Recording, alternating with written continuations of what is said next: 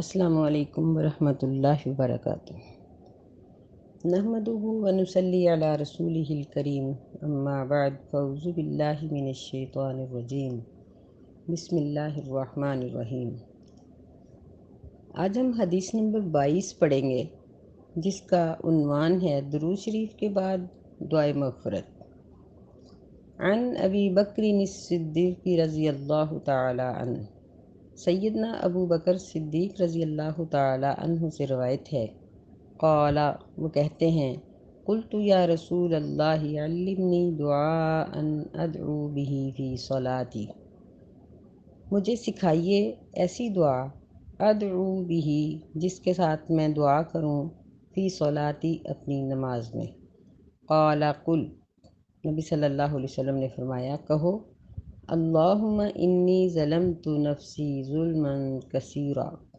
ولا یغفر الذنوب الا انت فاغفر لی مغفرۃ من عندک وارحمنی انک انت الغفور الرحیم۔ آپ نے فرمایا کہ تم کہو کہ اے اللہ، بے شک میں نے ظلم کیا ہے نفسی، اپنے نفس پر، ظلماً کثیراً، بہت زیادہ ظلم، ولا یغفر الذنوب، اور نہیں ہے کوئی بھی گناہوں کو بخشنے والا، الا انت، مگر تو ہی، فاغفر لی، پس مجھے بخش دے، مغفرۃ من عندک، بخش دینا اپنے پاس سے، وارحمنی، اور مجھ پر رحم فرما، انک انت الغفور الرحیم، بے شک تو بخشنے والا، رحم کرنے والا ہے۔ متفق علیہ۔ اس روایت کو بخاری اور مسلم دونوں نے روایت کیا ہے۔ تو اس میں درود شریف کے بعد دعائے مغفرت کا ذکر ہے، یعنی حدیث میں ذکر ہے، نبی علیہ السلام نے فرمایا، صحابہ کو حکم دیا کہ تم نماز میں مجھ پر درود اور سلام بھیجا کرو۔ صحابہ نے پوچھا کہ اللہ کے رسول، سلام تو ہم تشہد میں پڑھتے ہیں، تو درود کیسے پڑھیں؟ تو آپ نے درود ابراہیم ان کو پڑھ کر سنایا، اور پھر فرمایا کہ اس کے بعد تم جو بھی دعا چاہو پڑھو۔ بلکہ ایک روایت میں یوں آتا ہے کہ عام جو دعا کی جاتی ہے اس میں بھی یہ اصول لازم ہے کہ پہلے اللہ تعالیٰ کی ثنا بیان کی جائے، تعریف بیان کی جائے، چاہے تھوڑی ہو یا زیادہ، جتنی زیادہ ہوگی اتنی بہتر ہے۔ اللہ کے تعریفی کلمات، اگر کسی کو اور دعائیں نہیں آتی تو سورۃ فاتحہ ہی پڑھ لے، پھر اس کے بعد درود شریف پڑھے، پھر اس کے بعد دعا کرے۔ یہ عام اصول بھی یہی ہے، اور نماز کے اندر بھی اسی بات پر رغبت دلائی گئی ہے کہ جب ہم نے اللہ تعالیٰ کی حمد و ثنا بھی بیان کر دی، نبی علیہ السلام پہ سلام بھی بھیج دیا، درود بھی بھیج دیا، تو اب اپنے لیے بھی دعا کریں۔ تو یہاں اس حدیث میں ابو بکر رضی اللہ تعالیٰ عنہ کا یہ کہنا کہ مجھے ایسی دعا سکھائیے جس کے ساتھ میں نماز میں دعا کر سکوں، یہ اس بات کی طرف اشارہ ہے کہ ہم ہر دعا نماز کے اندر نہیں پڑھ سکتے، اور خاص طور پر ہم اپنی زبان میں نماز میں دعا نہیں کر سکتے۔ مثلاً کوئی اردو میں، پنجابی میں، یا انگلش میں، یا اپنی بولی میں وہ کوئی دعا پڑھے، یا ایسے الفاظ پڑھے جو قرآن اور حدیث کے علاوہ ہیں، تو نہیں پڑھے جا سکتے، بلکہ قرآن حدیث کی بھی وہ دعائیں جو خاص طور پر تشہد کے لیے ذکر ہیں، ان کا پڑھنا یہ سب سے زیادہ بہتر ہے، جن میں ربنا آتنا فی الدنیا، یہ جامع دعا ہے، یہ بھی آ سکتی ہے، اور یہ جو نبی صلی اللہ علیہ وسلم کے بارے میں ذکر آتا ہے کہ آپ تشہد میں 4 چیزوں سے پناہ مانگا کرتے تھے، اللہم انی اعوذ بک من عذاب القبر، یہ والی دعا بھی پڑھی جا سکتی ہے، بلکہ یہ ضرور پڑھنی چاہیے، کیونکہ نبی علیہ السلام جب ان 4 چیزوں سے پناہ مانگتے تھے تو ہمیں بھی مانگنی چاہیے۔ پھر اسی طرح اس دعا کے بارے میں بھی ذکر آتا ہے کہ نبی علیہ السلام نے یہاں سیدنا ابو بکر رضی اللہ عنہ کو کہا تھا، قل، تم کہو، یعنی حکم ہے، تو بعض نے کہا ہے کہ یہ دعا ضرور پڑھنی چاہیے، لیکن صحیح بات یہ ہے کہ یہ حکم ان کے دعا طلب کرنے پر آپ نے ان کو دیا تھا، اور یہ ان کے لیے خاص ہے، اور ہم بھی اگر اس دعا کو پڑھیں گے تو یہ بہت اچھی دعا ہے۔ ایک روایت میں ظلمن کثیرن کے آگے کبیرن کا ذکر بھی آتا ہے کہ انی ظلمت نفسی ظلمن کثیرن کبیرن، کہ میں نے بہت زیادہ اور بڑے بڑے ظلم کیے ہیں۔ ظلم کیا چیز ہے؟ ظلم ہر گناہ کو کہتے ہیں۔ نبی علیہ السلام نے فرمایا کہ الظلم ظلمات یوم القیامہ، کہ بعض گناہ تو اس طرح کے ہیں کہ وہ قیامت کے دن کئی اندھیروں کا سبب بن جائیں گے۔ یعنی اس کا مطلب یہ ہوا کہ گناہ کو ظلم اس لیے کہا جاتا ہے کہ یہ قیامت کے دن انسان کے لیے اندھیرے کا سبب بنے گا، جبکہ وہاں پل صراط سے گزرنے کے لیے روشنی کی ضرورت ہوگی۔ تو گناہوں کے اندھیروں میں لوگ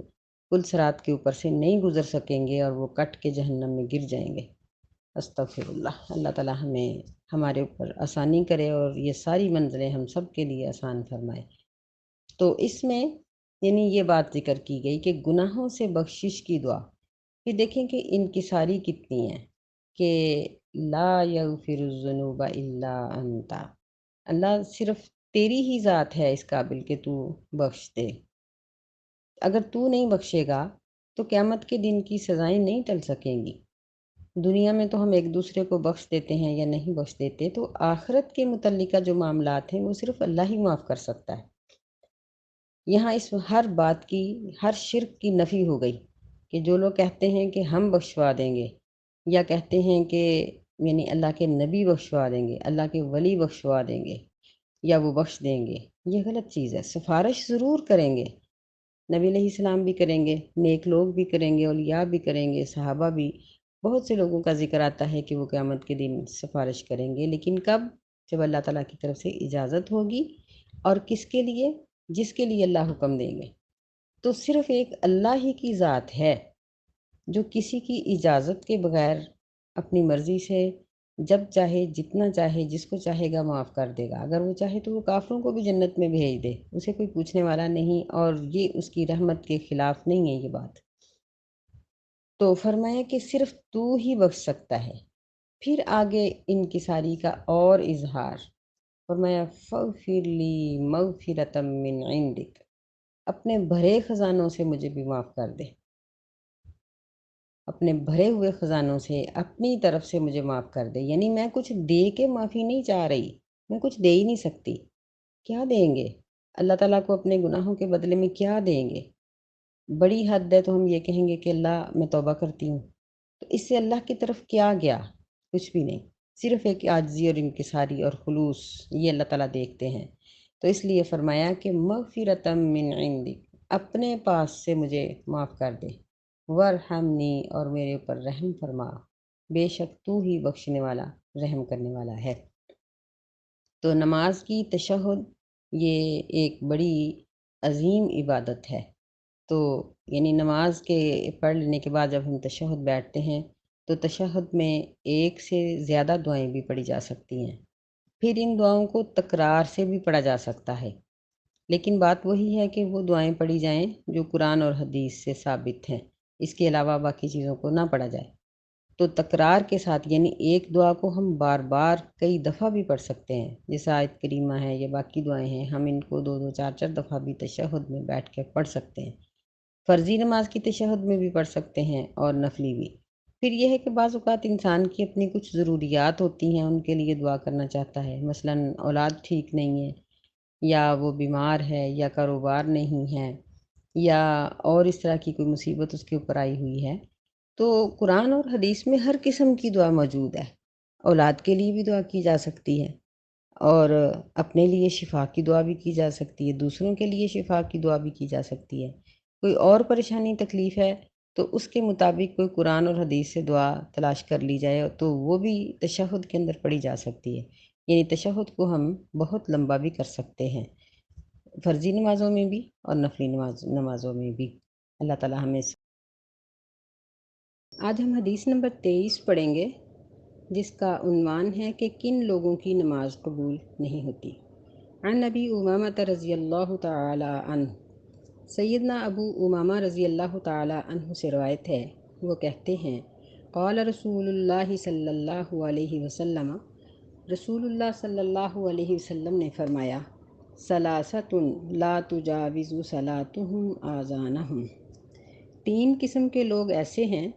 جن کی نماز ان کے کانوں سے آگے نہیں بڑھتی، یعنی اللہ تعالیٰ تک نہیں پہنچتی۔ العبد العابق،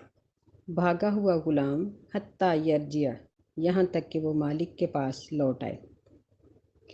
وامرأۃ باتت وزوجها علیہا ساخط، اور ایسی عورت جو رات اس حال میں گزارے کہ اس کا شوہر اس پر ناراض ہے۔ وَإِمَامُ قَوْمٍ وَهُمْ لَهُ كَارِهُونَ، کسی قوم کی امامت کرانے والا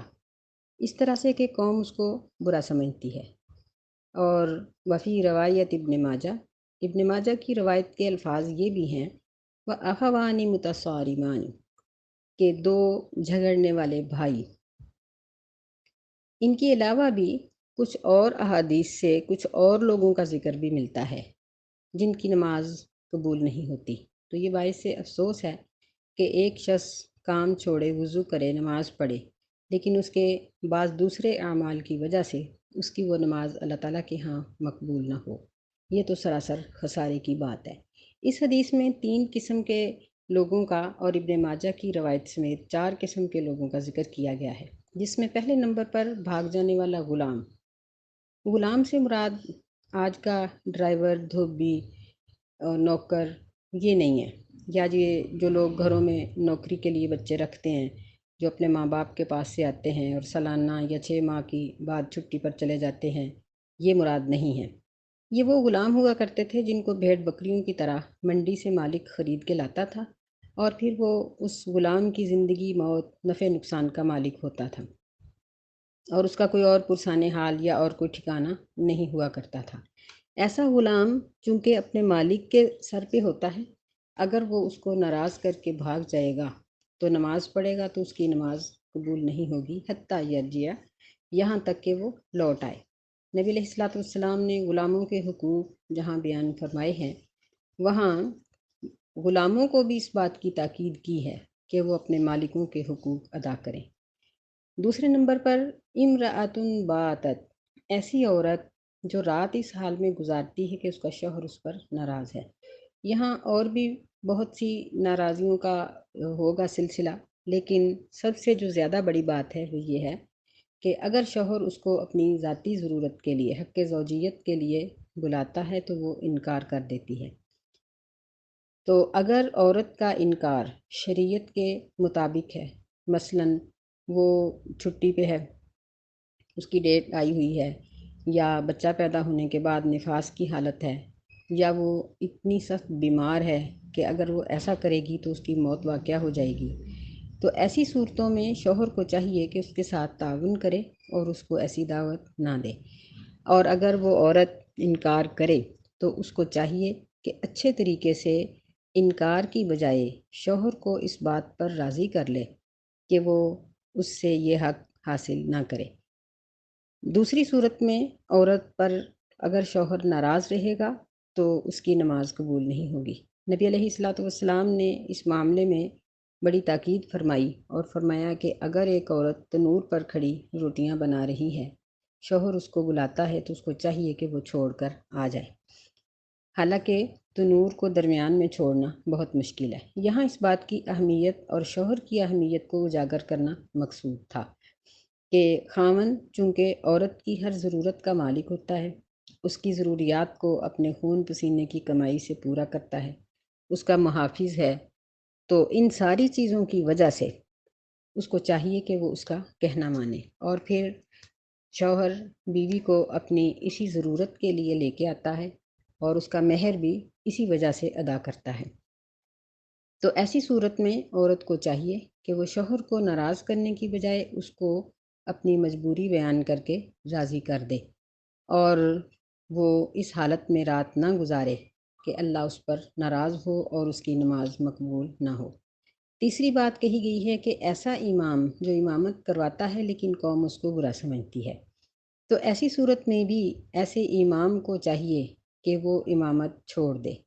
اگر اس کی قوم اس کے ساتھ شریعت کے مطابق ناراض ہے، اگر عوام کی ناراضی شریعت کے مطابق نہیں ہے تو پھر ان کو سمجھا لیا جائے، پھر بھی غصے گلے کی حالت میں ایک دوسرے کو نماز نہ پڑھی جائے، نہ پڑھائی جائے،